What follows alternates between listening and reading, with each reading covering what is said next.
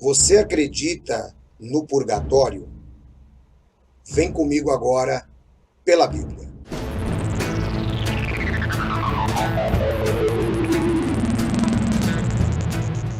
A paz e a graça de Jesus, meus queridos. Sou eu, Mauro Maier, com toda alegria, novamente com vocês para mais um programa pela Bíblia de perguntas e respostas.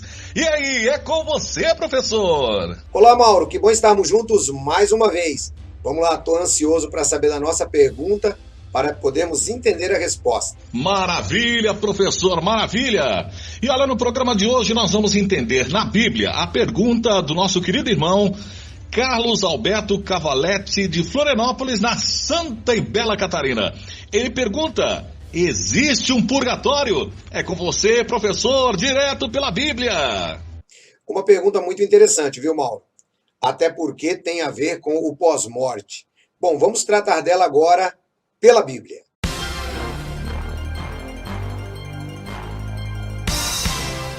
Bem, a palavra purgatório, ela vem do latim, que é purgatorium, que significa literalmente que purifica, tá? Daí a ideia que a Igreja Católica tem de que as almas dos santos, embora estejam salvas, não estão completamente preparadas para estar na presença de Deus e por isso elas precisam passar por um momento de purificação, exigindo assim a necessidade do purgatório. Os irmãos voltados para a ala evangélica desenvolveram um pensamento diferente a partir de seus estudos, principalmente desde a Reforma Protestante. Qual é a ideia? A ideia é baseada lá na história ou na parábola, como você queira, do rico e do Lázaro, onde nós temos o seio de Abraão, que é para onde foi aquele mendigo. A partir dessa parábola, o que é que a gente passa a entender? Que embora todos estejam no Sheol ou Hades, existe uma separação, tá? Todos estão mortos, todos estão no Sheol, todos estão no Hades, mas existe uma separação para os justos, que no caso era o seio de Abraão, e existe a separação para aqueles que são ímpios, que era o caso daquele rico. Então, essa parece ser uma visão muito interessante para adotarmos de acordo ali com a visão do rico e do Lázaro. Ao passo que a Igreja Católica adota o purgatório, que, conforme já explicamos, é um local, tá, intermediário, tá, entre os dois, né, nem seio de Abraão, nem perdição total, mas um local onde as almas são purificadas, ok? Essa é a ideia que a gente precisa começar tendo. É interessante notarmos que sobre a doutrina do purgatório, Louis Berkhoff ele diz o seguinte no seu comentário: de acordo com a Igreja de Roma, as almas dos que são perfeitamente puros, por ocasião da morte, são imediatamente admitidos no céu na visão beatífica de Deus. Mas os que não se acham perfeitamente purificados, que levam sobre si a culpa de pecados veniais, não sofrerão o castigo temporal devido aos seus pecados. E esta é a condição da maioria dos fiéis, que quando morrem têm que se submeter a um processo de purificação antes de poderem entrar nas supremas alegrias e bem-aventuranças do céu. Em vez de entrarem imediatamente no céu, entram no purgatório. Durante a estada dessas almas no purgatório, elas sofrem a dor da perda, isto é, a angústia resultante do fato de que estão excluídas da bendita visão de Deus e também padecem castigos dos sentidos, isto é, sofrem dores positivas que afligem a alma. A extensão da sua permanência no purgatório não pode ser determinada de antemão. A duração, como também a intensidade dos seus sofrimentos, variam de acordo com o grau de purificação ainda necessitado. Elas podem ser abreviadas e aliviadas pelas orações e boas obras dos fiéis na terra, especialmente pelo sacrifício da missa. É possível que alguém fique no purgatório até o dia do juízo final. Supõe-se que o Papa tem jurisdição peculiar para conceder indulgências, abrandar os sofrimentos purgatoriais e até acabar com ele. Então, isso está escrito no livro de Louis Berkhoff, Teologia Sistemática. Louis Berkhoff, que é um teólogo católico, na página número 692 e 693. Conforme vocês notam, a visão católica do purgatório é uma visão completamente diferente daquilo que a Bíblia nos apresenta. De acordo com Luiz Berkoff, o morto ele ainda pode receber as beatitudes ou ele pode receber qualquer tipo de influência por causa das orações dos santos. Isto é diferente daquilo que nos ensina a palavra de Deus. Vamos ler Eclesiastes capítulo 9, versículo 10. O que as tuas mãos tiverem que fazer, que façam com toda a sua força. Pois na sepultura para onde você vai, não há atividade, nem planejamento, não há conhecimento, nem sabedoria. Veja que o texto ele é muito claro em indicar que os mortos não podem ser afetados pelas atitudes dos vivos, diferentemente daquilo que Berkoff coloca no seu livro Teologia Sistemática Católica. Nós ainda podemos considerar mais um pedacinho do que diz o Catecismo da Igreja Católica sobre esse assunto. Veja só. Os que morrem na graça e na amizade de Deus, mas não estão completamente purificados, embora tenham a garantia da sua salvação eterna, passam após a sua morte por uma purificação, a fim de obter a santidade necessária para entrar na glória do céu. A Igreja denomina purgatório esta purificação final dos eleitos, que é completamente distinta do castigo dos condenados. Catecismo da Igreja Católica, edição revista de acordo com o texto oficial em latim, página 290, parágrafo 9, edição de 2004 da Edições Loyola. Perceba então que o conceito apresentado pela teologia católica de um purgatório, ele realmente não condiz com as Escrituras. Nós ainda podemos considerar o momento onde nosso Senhor Jesus Cristo, ele ensina que chegará a hora em que as pessoas serão ressuscitadas. Essas pessoas estão completamente mortas. Vamos dar uma olhada? João capítulo 5, versículo 28 e 29, Jesus nos diz: Não fiquem admirados com isto, pois está chegando a hora em que todos os que estiverem nos túmulos ouvirão a sua voz e sairão. Os que fizerem o bem ressuscitarão para a vida, e os que fizerem o mal ressuscitarão para serem condenados. Perceba que não existe a possibilidade de alguém ter a sua purificação durante o momento em que está morto. A Bíblia diz que existem duas classes de pessoas, os justos e os injustos. Embora as duas classes estejam no Hades, elas estão completamente separadas, conforme falei no início. Os justos estão na ala chamada o seio de Abraão, aguardando a sua ressurreição. E os ímpios estão na parte baixa do Hades, vamos dizer assim, né, onde também estava o rico, também aguardando a sua ressurreição. É muito interessante que Jesus, lá na história do rico e do Lázaro, ele mostra que nenhuma intercessão é possível para aqueles que morreram. Vamos dar uma olhada? Vejam só que interessante. Havia um homem rico que se vestia de púrpura e de linho fino e vivia no luxo todos os dias. Diante do seu portão fora deixado um mendigo chamado Lázaro, coberto de chagas, e este ansiava comer o que caía da mesa do rico. Em vez disso, os cães vinham lamber as suas feridas. Chegou o dia em que o mendigo morreu e os anjos o levaram para junto de Abraão. O rico também morreu e foi sepultado. No Hades, onde estavam sendo atormentados, ele olhou para cima e viu Abraão de longe, com Lázaro ao seu lado. Então chamou: Pai Abraão, tem misericórdia de mim, e manda que Lázaro molhe a ponta do dedo na água e refresque a minha língua, porque estou sofrendo muito neste fogo. Mas Abraão respondeu: Filho, lembre-se de que durante toda a sua vida você recebeu coisas boas, enquanto que Lázaro recebeu coisas más. Agora, porém, ele está sendo consolado aqui e você está em sofrimento. Além disso, entre vocês e nós há um grande abismo, de forma que os que desejam passar do nosso lado para o seu lado não podem. E ele respondeu: Então eu lhe suplico, pai, manda Lázaro ir à casa do meu pai, pois tenho 5 irmãos. Deixa que ele os avise, a fim de que eles não venham também para este lugar de tormento. Abraão respondeu: Eles têm Moisés e os profetas, que os ouçam. Não, pai Abraão, disse ele, mas se alguém dentre os mortos fosse até eles, eles se arrependeriam. Abraão respondeu: Se não ouvem Moisés e os profetas, tampouco se deixarão convencer, ainda que ressuscite alguém dentre os mortos. Perceba então que o texto ele é muito claro. não existe nenhum tipo de intercessão de vivos para mortos, de modo que a doutrina do purgatório, ela se torna uma doutrina completamente fora daquilo que as escrituras ensinam. Bom, qual é então o grande problema que nós temos com a doutrina do purgatório? Quando a gente olha, essa doutrina, ela está baseada inclusive lá no livro de Macabeus, tá? Um dos apócrifos do Antigo Testamento, adotado pela Igreja Católica na Contra-Reforma, durante o período chamado também Concílio de Trento. Tá?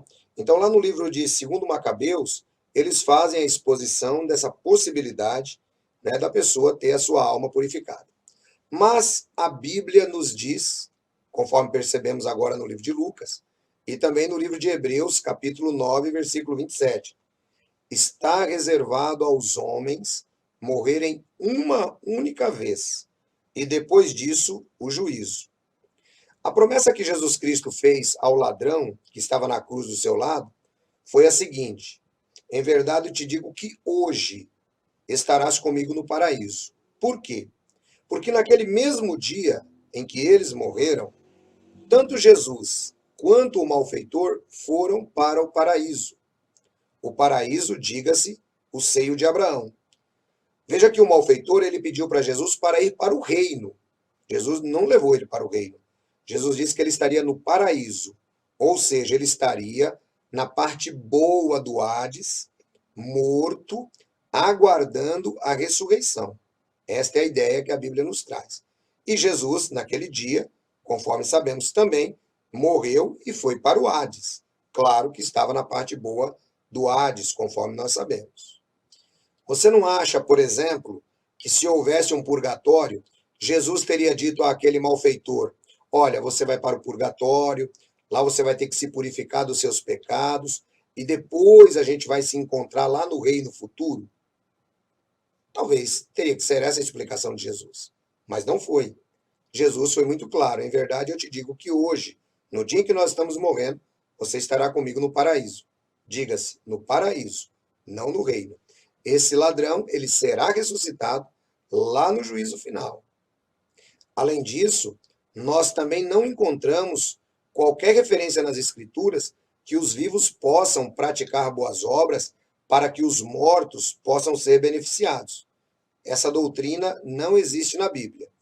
A única maneira que nós temos de purificação dos nossos pecados é através do sangue de nosso Senhor Jesus Cristo, e isso nós temos que fazer enquanto estamos em vida.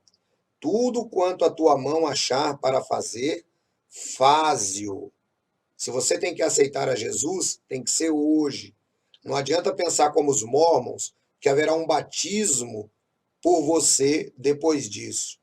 Não adianta você pensar como o catolicismo romano pensa, nesse caso, em achar que seus parentes poderão fazer uma missa de sétimo dia, poderão levar algumas velas, no dia de finados poderão lhe prestar alguma homenagem, que isso estará ajudando na sua purificação. Não. Essa doutrina é antibíblica. Ela não existe.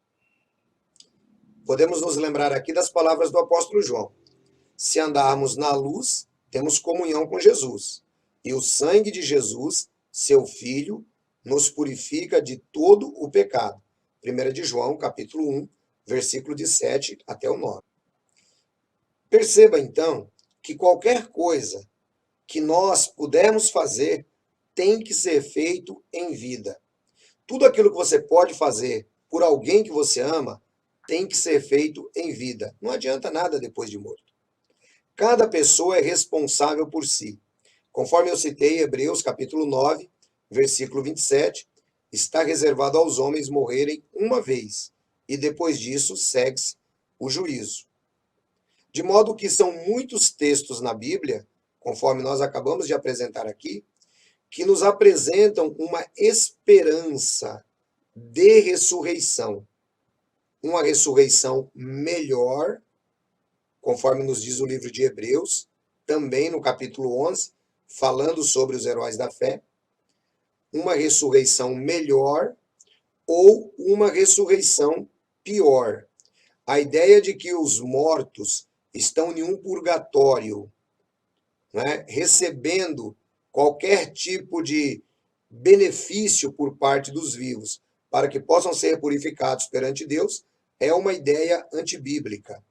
A ideia de que os mortos estão no céu, na presença de Deus, né, recebendo também as beatitudes celestiais, é nada mais do que uma tradição que a Igreja Católica desenvolveu e muitos absorveram. A ideia de que muitos já estão no inferno, sendo atormentados por conta dos seus pecados, também demonstra ser uma ideia que não condiz com as Escrituras. Então, como conciliar tudo isso diante daquilo que as pessoas falam? É muito simples. A ressurreição foi apresentada por Jesus. O momento da morte até a ressurreição, que nós chamamos de estado intermediário, os justos estão no seio de Abraão, ou seja, estão no bom lugar da ressurreição. Os ímpios estão no Hades, na parte baixa do Hades, aguardando também a ressurreição. A grande questão que divide alguns teólogos é se esse momento de espera, ele existe consciência ou não. Isto tem dividido os teólogos durante muito tempo. A nossa certeza é muito clara. Os justos estão na presença de Deus, estão na parte boa do Hades. Os ímpios estão na parte baixa do Hades, aguardando a ressurreição. Todos estão mortos. Eu penso que tem algumas coisas que nós temos ainda dificuldades de entender em relação às Escrituras. A Bíblia mostra, conforme nosso Senhor e Salvador Jesus, em Mateus 10, 28, não temam aqueles que matam o corpo, mas não podem matar a alma. O que mostra para nós que a alma, ela não morre quando o corpo morre. Não existe um jeito de ninguém explicar esse texto, né, aplicando inconsciência. Mas, conforme eu disse, as opiniões se dividem. É um trecho difícil das Escrituras, porque se ele fosse facinho, era tão simples de determiná-lo, como é simples determinarmos o sacrifício vicário de Cristo. Ou seja, todos os cristãos, aqueles que morreram fiéis em Cristo, podemos dizer que eles estão na presença de Deus, aguardando no seio de Abraão. Todos aqueles que morreram sendo ímpios estão na parte baixa do Hades, e é assim que a Bíblia afirma. Se existe consciência, se não existe consciência, são opiniões que talvez quando chegarmos lá do outro lado, nós vamos ter uma certeza maior. Até porque a nossa grande preocupação não é com isso. A nossa grande preocupação é estarmos em Cristo Jesus e usufruirmos aquilo que Ele nos prometeu. Haverá uma ressurreição. Então vamos aguardar essa ressurreição e o restante vamos deixar nas mãos do Senhor Jesus. Deus abençoe todos vocês, um grande abraço, fiquem todos na graça e na paz de nosso Senhor e Salvador Jesus. Oh, glória a Deus, obrigado, professor. É isso aí, gente. Mande você também a sua pergunta para o programa, através do e-mail predsonpelabiblia@gmail.com. E você que ainda não é inscrito, inscreva-se agora. O canal fica melhor cada dia. Só não esquece de deixar aqui, ó, o seu joinha, o seu like. Dá um joinha aí. E olha, aciona o sininho, tá? Porque assim você vai receber todas as notificações assim que um novo programa for feito para você. Ah, e compartilhe, divulgue o reino de Jesus, as verdades da Bíblia. Divida essa alegria com todas as pessoas, compartilhando também nas redes sociais. Nós estamos nas redes sociais para facilitar também a comunicação com você. E se você tem algum comentário, faça o seu comentário também no programa. É isso aí, gente. O programa está chegando no final, mas nós já estamos com saudade. No próximo programa estaremos juntos respondendo mais uma pergunta. Um forte abraço aqui do Mauro Maia para você e até o próximo programa. Tchau, tchau!